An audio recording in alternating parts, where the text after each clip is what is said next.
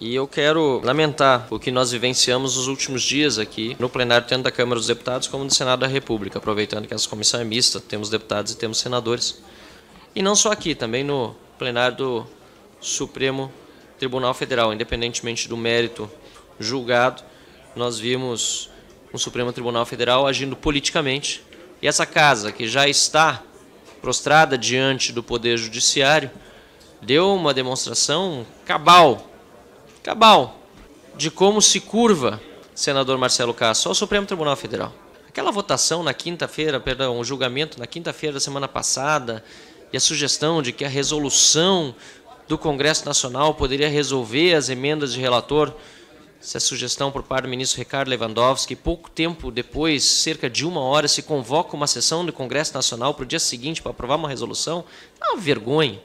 É uma vergonha.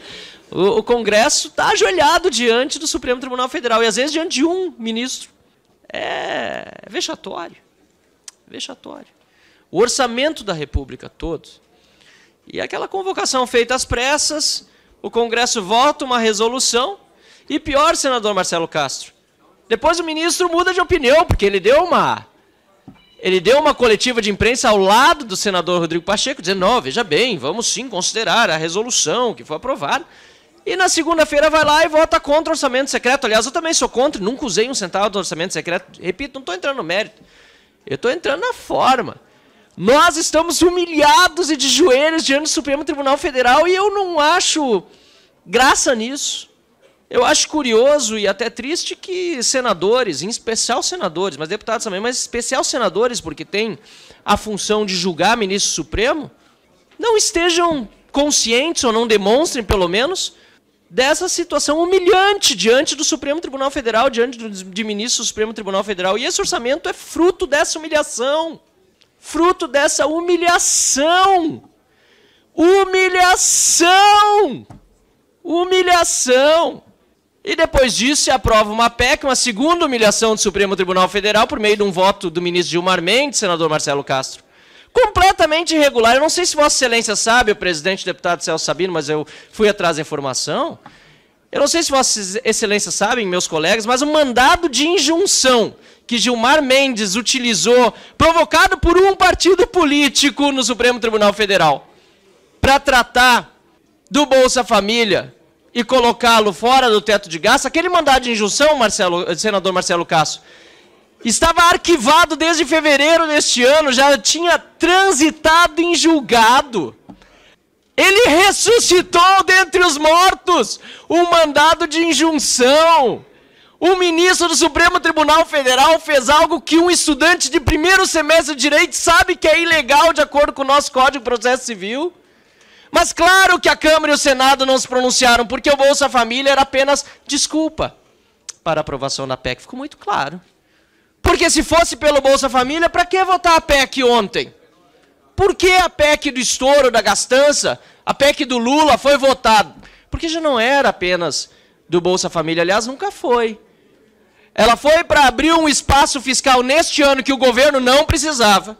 O ministro Paulo Guedes deixou claro que as contas estavam pagas, abriu-se crédito extraordinário. Quem precisava é quem tinha compromisso a cumprir e que vai cumprir com esse orçamento, com verba de relator, com outros investimentos que já não precisavam mais ser feitos de acordo com as contas do governo federal que estavam fechadas. E, além disso, se deu um espaço fiscal para um gasto excedente de mais de 100 bilhões de reais para um governo que nem começou. Eu disse ontem, Lula, PT, o Centrão, deputados e senadores fizeram barba, cabelo e bigode aqui na Câmara dos Deputados e no Senado da República.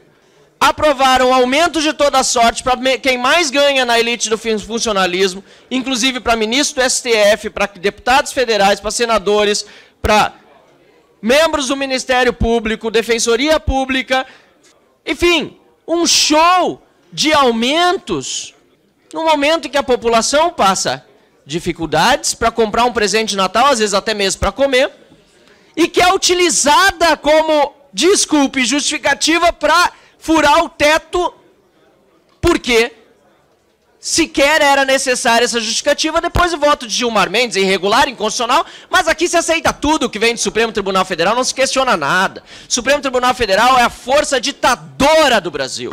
O que o Supremo fizer, se determinar que determinadas pessoas, perdão, determinadas é até feio, se decidir que determinadas pessoas podem ser fuziladas no Brasil, ao arrepio do Estado de Direito, e eu estou recorrendo ao absurdo, que é uma técnica importante sim da retórica, mas é um absurdo possível nesse país. Se um ministro monocraticamente decidir, não há senador ou deputado que possa dizer alguma coisa, não há autoridade no Brasil que possa desdizer, e essa pessoa sim pode ser e será fuzilada, apesar de ser inconstitucional a pena de morte no Brasil, porque hoje o Supremo faz o que quiser e ninguém diz nada. Então, ministro Gilmar Mendes decide, de uma forma inconstitucional, ilegal, e que qualquer estudante de direito do primeiro semestre, quem me chamou a atenção disso, aliás, foi um membro do Poder Judiciário que fez contato comigo, estarrecido com a decisão de Gilmar Mendes. Aliás, há muitos membros do Poder Judiciário que respeitam a Loman, que não se pronunciam publicamente, diferentemente de ministro Supremo, que falam sobre o que querem e sobre o que não devem, porque a lei orgânica da magistratura é clara ao dizer que magistrados e ministros de Supremas Cortes precisam ser contidos as suas manifestações. Ao contrário, eles são exacerbados e calam quem deveria ter total imunidade para falar o que quer, que somos nós, deputados e senadores.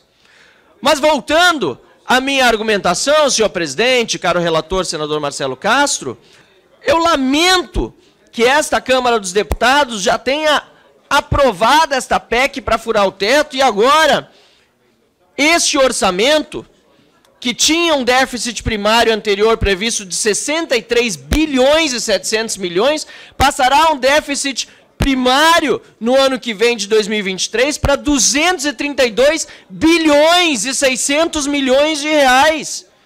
2% do produto interno bruto. É um absurdo.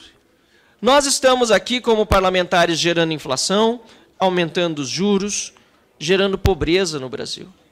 Infelizmente, é esse o resultado de, talvez até na cabeça de alguns, porque eu sei que outros sabem exatamente o que estão fazendo, mas como são gananciosos, ambiciosos e querem se manter politicamente acima de qualquer coisa, e o que vier de grana para sua manutenção política vem bem. Mas, infelizmente, tem muitos que se deixam levar pelo discurso falacioso, enganoso, de que se está ajudando os pobres, no fundo se está prejudicando os mais pobres. Disse ontem no plenário, e repito aqui, eu que venho da iniciativa privada e defendo muito quem produz e quem trabalha, dizem que na iniciativa privada tem muita ganância. Pois bem, eu digo aqui com a experiência agora de 4 anos, esse é o meu último dia, deputado Gaguinho, de mandato efetivo, porque amanhã começa o recesso desse meu mandato, recomeça depois no dia 1º de fevereiro, graças a Deus e aos eleitores, a quem sou muito agradecido, continuarei aqui na Câmara dos Deputados, mas disse ontem no plenário que falam que tem muita ganância no setor privado. Eu nunca vi tanta ganância na minha vida como tem aqui nesse parlamento. Nunca vi tanta ganância como vejo de determinados, não todos, tem muita gente bem intencionada e com o oposto disso na sua forma de atuar aqui, mas nunca vi tanta ganância como deputados e senadores que querem usar do dinheiro do povo, inclusive gerando dívida que o povo vai pagar, para única e exclusivamente se manter no poder. Eu lembro a todos que caixão não tem gaveta.